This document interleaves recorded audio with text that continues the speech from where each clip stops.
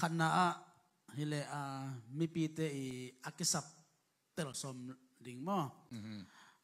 chỉ có chỉ tập trang na mi pi te to anh em anh to ki khore som ding to hile atom na amau te na amau sim sunga om hai zona e te na amau kisap te thei ding mo to sunga banggenom kahyam chile khasyang thui makai na do tu pi pen hina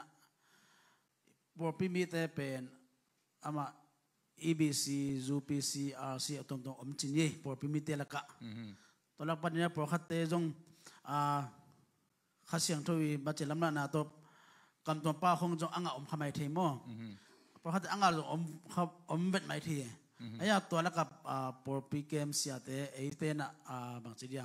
por pi mi te akisap na dung zia ikam ta thei jing kisam sang mo to khat to chena ani na siate na vision khat ina ka ahile paseng kyam pana inga hi chi tel taka ithena ka ahile sephen ngam wai sang mo to ina por pi khan to na lama tampitak ong ka to sakina moing to chena athum na